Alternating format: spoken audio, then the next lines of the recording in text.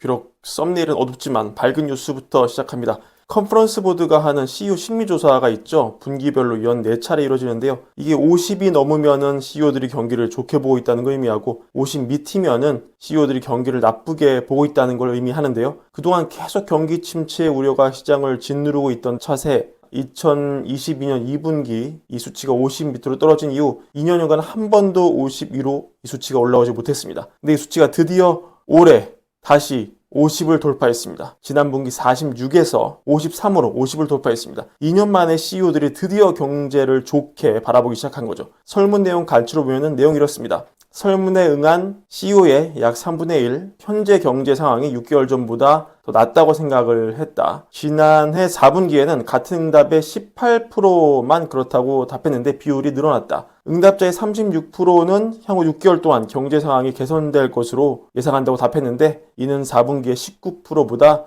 증가한 수치다. 응답자의 27%만이 상황이 악화될 것으로 예상한다 하고 답했다.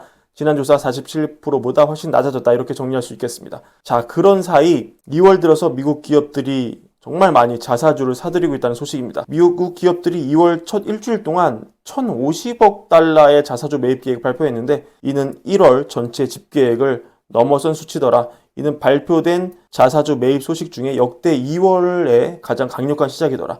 그래서 S&P 500이 또 오르는 것도 놀라운 일이 아니다. 이렇게 평가를 하고 있습니다. 여러분, 자사주 매입을 어떨 때 합니까? 사실은 두 가지 경우가 있죠. 일단 강력한 주주 환원 정책이라는 것에는 변함이 없지만 기업들이 앞으로 자기네 기업 주가가 더 오를 거로 보기 때문에 외부 입장에서는 그런 거죠. 아니, 기업에 대해서 가장 잘 아는 기업 자신들이 주가가 싼 것 같아서 자사주를 매입하는 것만큼 호재가 어디 있느냐. 앞으로 실적이 더 잘 나오고 주당 순이익이 늘고 회사가 더 좋아지는구나. 이런 강력한 신호 효과를 줍니다. 반면에 부정적으로 색안경을 끼고 보자면 이렇게도 볼 수가 있어요. 다른 데 투자할 곳이 마땅치가 않구나. 남은 현금을 쓰긴 써야 되는데 외부 투자 기회가 없으니 자사주 매입을 하는구나. 이렇게 둘 다 가능성이 있는데 지금 마침 CEO 심리지수가 간만에 2년 만에 50 이상으로 즉 부정에서 긍정으로 돌아선 상황이기 때문에 후자보다는 전자, 앞으로 기업 실적이 더 좋을 것 같으니 미리 자사주를 매입하는구나. 이쪽으로 좀 더 평가해 줄 여지가 더 있다. 이렇게 보시면 될 것 같습니다. 그리고 지금 월가에서 가장 폼이 좋은 투자자 중에 하나죠. 빌 에크먼. 30년 무려 과감히 숏을 치고 5% 넘는 금리에서 숏 커버링을 한 다음에 30년 금리가 급격히 내려오면서 정말 절호의 선택을 한 것으로 평가되는 돈도 많이 번 빌 에크먼.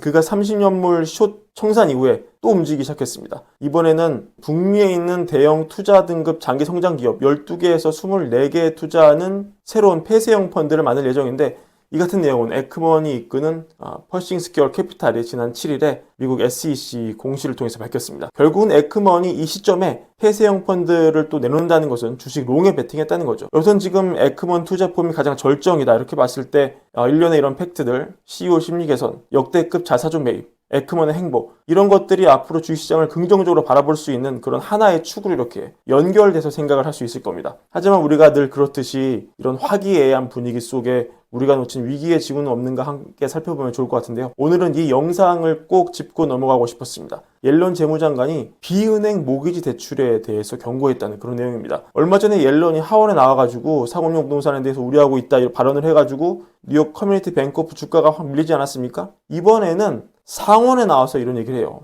캐서린 코르테스 메스토 이분이죠. 네바다주 상원의원 민주당 소속인데 이분이 이런 질문을 하거든요.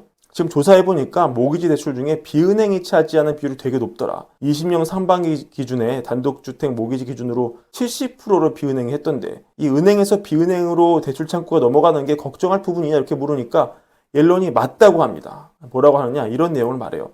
비은행은 은행 대비 단기 자금에 의존해야 된다는 점에서 안전성 위험이 있을 수 있다. 금융 스트레스가 막 닥칠 때 신용 한도가 축소가 될 수 있고 은행은 연준 할인 창구 같은 거를 이용할 수 있는 여지가 많이 생겼잖아요. 그리고 유동성 지원 이용할 수 있는데 비은행은 그게 안 되니까 더 문제다. 또 비은행 모기지 회사는 일반적으로 적은 자본과 손실 흡수 능력을 갖고 있는 데다가 모기지 채권 자체가 또 유동화하기에도 쉽지 않은 자산이다. 그러니까 스트레스가 많은 시장 상황이 왔을 때 이 회사들이 잘못될 위험이 있다. 그래서 금융안전감독위원회가 여기에 매우 집중하고 있고 이러한 위험을 관리하기 위한 전략과 정책이 필요하다.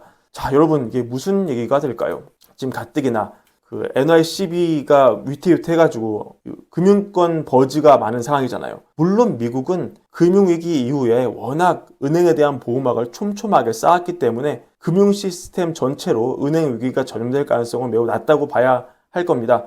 지난해 3월에 SBB 파산으로 불거진 위기도 정말 미국이 다 막아내지 않았습니까? 경기 침체 온다고 그 난리를 부리더니 뭐 침체는 무슨 S&P 500 최고가 달리고 있잖아요. 근데 옐런도 지금 리스크를 인정하고 있는 겁니다. 이게 문제는 굉장히 찰나의 순간일 수 있는 거죠. 은행에 비해서 비은행이 여튼 연준의 지원도 덜 받는 구조고 여러 가지 내재적으로 취약한 그런 한계가 있는데 만약에 이걸 노려서 뭐 공매도가 치고 들어오고 약점을 노린 급소를 노린 공격이 들어오고 이런 시장 우려가 비교적 방어망이 튼튼한 은행권 말고 비은행으로 치고 들어와서 이런 시장에 균열을 낸다면 이 연쇄 효과가 날 수 있죠. 금융권 전체에. 소위 그림자 금융이라고 하잖아요. 사실은 지난 2008년에도 문제의 근본 원인 중 하나는 뭐였습니까?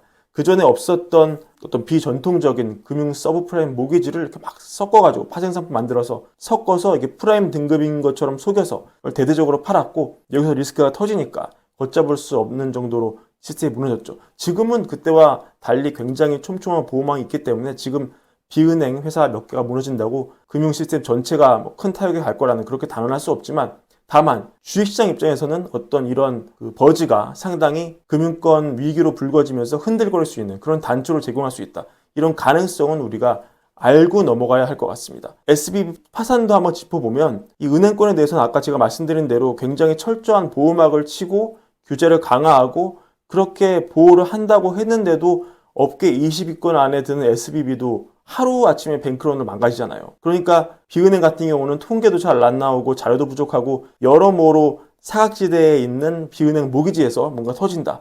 이러면 우리가 모르는 블랙스완이 될 가능성도 있다는 것이죠. 다시 말씀드리지만 이 문제가 당장 터진다는 게 아닙니다. 그러나 옐런 장관이 상원에 나와서 문제가 심각하다고 말할 정도로 지금 우리가 알고는 있어야 되는 상황이다. 주목은 해야 된다. 내일 태풍이 올지 안 올지 모르지만 태풍이 올 확률값이 얼마나 되는지 우리가 계산을 할 준비는 되어 있어야 한다. 이 정도로 오늘 내용 마치려고 합니다. 자, 오늘도 브랜베어 시청해주셔서 감사드리고 저희 텔레그램 채널도 봐주시고 저희 유튜브 채널 구독과 좋아요도 많이 부탁드리고 설날에 친지분들 만나서 맛있는 것도 많이 드시고 스마트폰으로 월가월부 함께 감상하시면서 많은 분들 또 구독자를 유입시켜 주시면 정말 기쁠 것 같습니다. 오늘 영상 이것으로 마무리하겠습니다. 시청해주셔서 감사합니다.